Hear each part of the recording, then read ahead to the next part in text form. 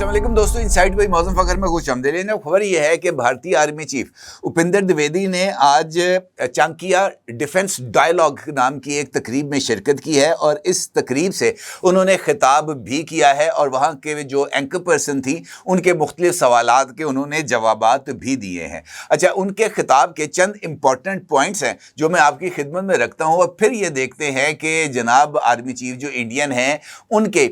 जो इरशादात आलिया हैं उनमें कितना वजन है और वो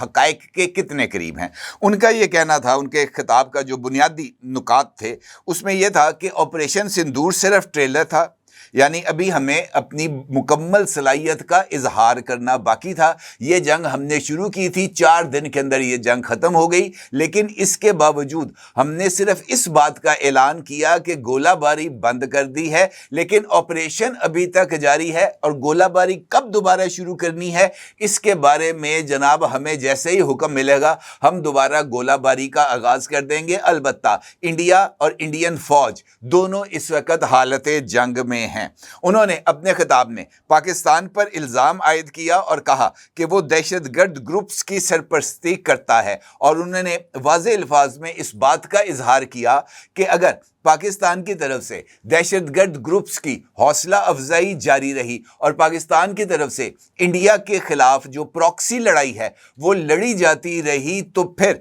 हम अपने पड़ोसी को ये बात बता देंगे, ये बात समझा देंगे कि जनाब अच्छे पड़ोसी की तरह कैसे रहा जाता है या अच्छे पड़ोसी का बर्ताव कैसे होता है। फिर उनसे एक सवाल किया गया जिसमें उनसे पूछा गया कि जनाब आप मुमकिना दहशतगर्दी का कोई भी वाक़या जो एक न्यू नॉर्मल बनाया गया है इंडिया की तरफ से, अगर वो होता है तो आप पाकिस्तान पर उसकी जिम्मेदारी को कैसे फिक्स करेंगे, यानी आप कैसे साबित करेंगे कि ये जो दहशतगर्दी है इसके पीछे पाकिस्तान है। तो उनका ये कहना था कि अगर कोई लिफाफा हमारे पास आता है और उस लिफाफे के ऊपर कोई पता ना भी लिखा हो तब भी हमें इस बात का अंदाजा है कि ये खत कहां से आया होगा और उस खत को भेजने वाले को हमारा जवाब मालूम हो जाएगा। यानी उन्होंने इनडायरेक्टली इस बात का इजहार किया कि दिल्ली ब्लास्ट के चक्कर के अंदर इंडिया पाकिस्तान के खिलाफ कोई भी कार्रवाई कर सकता है। इसके साथ साथ उन्होंने ये जो जदीद वॉरफेयर्स हैं उसका हवाला देते हुए कहा कि अब जंग सिर्फ सरहदों पर नहीं बल्कि cyber space, information, artificial intelligence और इलेक्ट्रॉनिक वॉरफेयर्स के साथ साथ ड्रोन वॉरफेयर के ज़रिए भी लड़ी जाती है। अब जो जदीद जंगें हैं वो इन तमाम टेक्नोलॉजी का इम्तजाज है और इस इम्तजाज को हमने हासिल भी करना है, इसकी महारत भी हासिल करनी है। चौथा नुक्ता जो उनकी तरफ से उठाया गया वो ये था कि लड़ाई को शुरू करना हमारा इख्तियार हो सकता है, लेकिन लड़ाई कब ख़त्म होगी इसका फ़ैसला जो है वो हम नहीं कर सकते। अलबत्ता ये बात तय है कि अब जो भी लड़ाई होगी वो कम अज़ कम 4 महीने से 4 साल तक चलेगी और हमें 4 साल तक की लड़ाई के लिए अपने आप को तैयार भी रखना है और 4 साल की लड़ाई के लिए हमारे पास जो गोला बारूद है वो भी मौजूद होना चाहिए। इसका मतलब ये है कि इंडिया के बैक ऑफ द माइंड में ये बात मौजूद है कि मुस्तकबिल में होने वाली कोई भी लड़ाई वो 4 साल तक चलाएंगे। अब उनकी तरफ से ये जो पॉइंट्स मैंने अभी आपकी खिदमत में पेश किए हैं ये किस हद तक अहमियत के हामिल हैं ये जानना ज़रूरी है और ख़ास तौर पर इंडिया की तरफ से जो भी मुख्तलिफ मशक़ें की गई हैं जिसमें उनकी ट्राई सर्विसेज मशक़ें जिसको उन्होंने त्रिशूल एक्सरसाइजेस का नाम दिया था, उनकी एयर फोर्स की मशक़ें जिनको उन्होंने ऑपरेशन गजराज का नाम दिया था, इसके साथ उन्होंने एक नई मशक़ शुरू की थी जिसके अंदर उन्होंने अपनी ये जो भैरव फोर्स है और दीगर कमांडो यूनिट्स को उन्होंने एक्सरसाइज की थी जिसका नाम उन्होंने अखंड प्रहार रखा था और ड्रोन बटालियंस को भी उन्होंने अपनी फौज के अंदर शामिल किया है। उनकी ये मशकें किस हद तक जो है वो उनके आर्मी चीफ के बताए गए पॉइंट्स के ऊपर पूरा उतरती हैं, इस सारी सूरत हाल का जायजा लेते हैं। जिस तरीके से उन्होंने कहा कि ऑपरेशन सिंदूर ट्रेलर था, अभी جو ہے وہ فلم چلنا باقی ہے، اور یہ فلم کم از کم 4 سال تک چلے گی، یعنی 4 مہینے سے 4 سال تک انہوں نے یہ اس کی ایک اوپننگ بتائی ہے۔ اب دیکھنا یہ ہے کہ کیا انڈیا 4 سال کی لڑائی پاکستان کے ساتھ لڑنے کے قابل ہے، اور کیا پاکستان 4 سال کی لڑائی انڈیا کے ساتھ لڑ پائے گا، کیونکہ یہ دونوں چیزیں ایک دوسرے کے ساتھ جڑی ہوئی ہیں۔ اب اصل معاملہ یہ ہے کہ اگر انڈیا 4 دن کی لڑائی نہیں لڑ سکا، جو کہ 6 مئی سے شروع ہوئی اور 10 مئی کو جا کے اس کا اختتام ہوا، 4 دن کی یہ لڑائی اگر انڈیا نہیں لڑ سکا تو 4 مہینے یا 4 سال کی لڑائی کا سوچنا محض ایک دیوانے کی بڑ ہے، اس سے زیادہ کچھ نہیں۔ کیونکہ اگر اتنا ہی تپڑ ہوتا، اتنا ہی دم خم ہوتا تو اس وقت یہ لڑائی ان کے آبجیکٹیوز کے حصول تک جاری رہنی چاہیے تھی، لیکن وہ جاری نہیں رہی۔ اس کا مطلب یہ ہے کہ یہ محض اپنی عوام کو ٹوپی پہنانے کی کوشش ہے۔ اور اپندر دویدی صاحب کا یہ خطاب اگر آپ یوٹیوب پر دیکھیں تو وہ ایک آرمی چیف کے خطاب کی بجائے بی جے پی کے نیریٹو بلڈر کے طور پر سامنے آئے، جہاں پر انہوں نے بڑک بازی کی، جہاں پر انہوں نے اس بات کا اظہار کیا کہ جناب ان کی فوج کتنی طاقتور ہے اور وہ کس طریقے سے ماڈرن ٹیکنالوجیز کو جو ہے وہ حاصل کر رہی ہے، اور حاصل کرتے ہوئے اپنی طاقت میں اضافہ کر رہی ہے۔ اور انہوں نے اس بات کا بھی انکشاف کیا کہ بھارتی حکومت نے ان کو ایک بلینک چیک دے رکھا ہے، اور اس بلینک چیک کے اندر ان کو اس بات کی کھلی چھٹی ہے کہ وہ جب چاہیں جتنا مرضی مالیت کا گولہ بارود دنیا بھر سے خرید سکتے ہیں۔ یعنی انہوں نے کہا کہ مجھے میری حکومت کی طرف سے مکمل آشیرواد حاصل ہے کہ جناب میں لڑائی کے لیے تیاری کر سکوں۔ لیکن امپورٹنٹ بات یہ ہے کہ حالیہ دنوں میں جب یہ ان کی طرف سے ترشول ایکسرسائزز جاری تھی، ان ایکسرسائزز کے درمیان کوئی ایک ایسا واقعہ سامنے نہیں آیا جس سے پاکستان کے لیے جو سیکیورٹی کے تھریٹس ہیں وہ ڈیولپ ہوں۔ البتہ ان مشقوں کے دوران خود اپنی ان کی فوج کے 3 لڑاکا طیارے تباہ ہو گئے۔ انہوں نے جو میزائلز تھے وہ اپنے ہی دیہات کے اوپر گرائے، اور حد تو یہ تھی کہ الیکٹرانک وارفیئر جس کا وہ اس بات کا دعویٰ کرتے ہیں کہ جناب ہم الیکٹرانک وارفیئر کو اب حاصل کرنا چاہتے ہیں، ہم اسپیس وارفیئر میں بھی مہارت حاصل کرنا چاہتے ہیں، تاکہ ہمیں یہ پتہ چلتا رہے اسپیس کے ذریعے یعنی خلا میں ان کے سیٹلائٹس سے کہ دشمن کے پروجیکٹائلز کہاں کہاں پر موجود ہیں، دشمن کے ویکٹرز کہاں کہاں پر ہیں، تاکہ ان کو نشانہ بنایا جا سکے۔ لیکن حد یہ تھی کہ الیکٹرانک وارفیئر کی جو ڈرلز انڈیا پاکستان کے بارڈر کے قریب کر رہا تھا تاکہ پاکستان کے اندر اس کی سگنل جیمنگ ہو، ان سے اپنی ہی الیکٹرانک وارفیئر کی کیپیبلٹیز کو ایکسپوز کر دیا۔ انہوں نے ان سے اپنی ہی ویلیوز کو سنبھالا نہیں گیا، جس کے نتیجے میں دلی سمیت 6 ایئرپورٹس جو ہیں وہ مکمل طور پر لاک ڈاؤن ہو گیا وہاں پر، اور ان کے جو جی پی ایس سگنلز ہیں وہ بھی جیم ہو گئے، اور بڑی تعداد کے اندر مسافر طیاروں اور مسافروں کی زندگی کو خود انڈین فوج نے خطرے میں ڈال دیا۔ اب وہ اس بات کا اظہار کریں کہ جناب ہمیں انفارمیشن وار بھی لڑنی ہے، تو جس طریقے سے انفارمیشن وار انہوں نے لڑی اور بعد میں خود اس بات کا اظہار کیا کہ ہمارے میڈیا نے یہ کہہ دیا کہ ہم نے کراچی پر قبضہ کر لیا ہے یا کراچی پر حملہ کر دیا ہے، ہم اپنا میڈیا دیکھتے ہوئے یہ سوچ رہے تھے کہ یہ ہم نے کب کیا، یہ خود اپندر دویدی نے کہا ہوا ہے۔ تو یہ جو لڑائی ہے یہ پروپیگنڈا کے محاذ پر نہیں لڑی جاتی۔ اب اصل صورتحال کیا ہے؟ اصل صورتحال یہ ہے کہ انڈیا کی طرف سے یہ جو جنگ کا بیانیہ بنایا گیا تھا اس کا بنیادی مقصد بہار کے الیکشنز کو جیتنا تھا، اور بہار کے ریاستی انتخابات میں اب چونکہ بی جے پی کو بڑی واضح برتری حاصل ہو گئی ہے، بی جے پی کی اتحادی جماعتیں اب 200 کے قریب نشستیں جیت چکی ہیں، اپوزیشن اتحاد برے طریقے سے مار کھا چکا ہے، تو اس صورتحال میں اب ان کے پاس فوری لڑائی کرنے کا جو آپشن تھا وہ ہو گیا بند، اور اس کی بجائے کہ وہ اس بات کو کا ضرورت کا احساس کریں کہ جناب ڈائیلاگ کے ذریعے ایشوز کو حل کیا جائے، وہ ایک اور فالس فلیگ بنانے کے چکروں میں ہے۔ دلی دھماکہ اسی سلسلے کی ایک کڑی تھی، جبکہ دوسری جانب پاکستان واضح طور پر اس بات کا اظہار کر رہا ہے کہ آپ نے اگر جارحیت کی تو 30 منٹ کے اندر within 30 منٹس پاکستان کی طرف سے جو رسپانس ہے اس کا دنیا کو پتہ چل جائے گا کہ پاکستان نے کیسا جواب دیا، اور پاکستان 4 سال سال تو کم از کم لڑائی نہیں لڑے گا.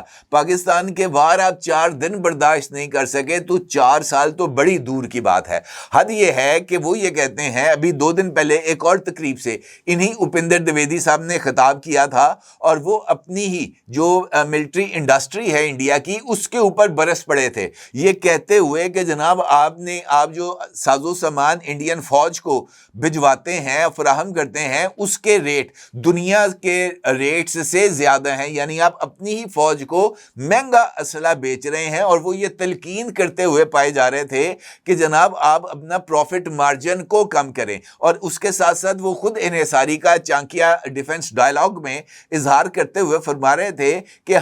ہمارے پاس اپنا تیار کردہ اسلحہ 4 سال کی جنگ کے لیے کافی ہونا چاہیے. اور دلچسپ بات یہ ہے کہ جس وقت اپندر دویدی صاحب یہ ارشادات فرما رہے تھے, دبئی کے ایئر شو میں انڈیا کی طرف سے تیار کیے جانے والا پہلا فائٹر طیارہ تیجس MKI بھی اس نمائش میں موجود تھا, اور انڈیا کی طرف سے تیجس کو دبئی ایئر شو میں بھیجا گیا وداؤٹ اینی وار ہیڈ. یعنی اس جہاز کے پروں کے نیچے کوئی ہتھیار, کوئی میزائل, کسی طرح کی کوئی چیز نصب نہیں تھی. دلچسپ بات یہ ہے کہ تیجس یہ طیارہ خود انڈیا نے تیار کیا ہے, اور وہ طیارہ دبئی ایئر شو میں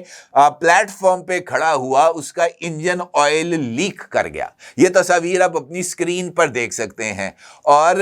یہ جو آئل تھا زمین پر گرنے سے بچانے کے لیے, یہ جو شاپنگ بیگز ہوتے ہیں نا, شاپنگ آپ کرنے جائیں تو آپ کو وہ گتے کے شاپنگ بیگز مل جاتے ہیں, تو وہ شاپنگ بیگز اس جو ان کا فلیگ شپ منصوبہ تھا تیجس کا, اس کے نیچے رکھے ہوئے تھے ان شاپنگ بیگز کو, تاکہ آئل ان شاپنگ بیگز میں گرے. یہ ان کے جو ہے نا اصل قابلیت یہ ہے کہ اپنا ایک طیارہ بھجوایا دبئی میں, اور بغیر کسی اسلحے کے, بغیر کسی میزائل کے, بغیر کسی الیکٹرانک وارفیئر جیمنگ ایکوپمنٹ کے, اور انجن آئل جناب طیارے کا لیک کر گیا. تو انہوں نے پاکستان کے ساتھ جنگ لڑنی ہے. آپ اس سے اندازہ لگائیں, جو اپنا طیارہ صحیح طریقے سے صحیح حالت کا وہ بھجوا نہیں پائے کسی جگہ پر, تو اس کے علاوہ ان کے ساتھ اور اب کون سی لڑائی لڑی جا سکتی ہے. جبکہ پاکستان کی ڈیفنس انڈسٹری اس وقت تیز رفتاری کے ساتھ ترقی کرتی ہوئی نظر آ رہی ہے. اردن کے جو فرمانروا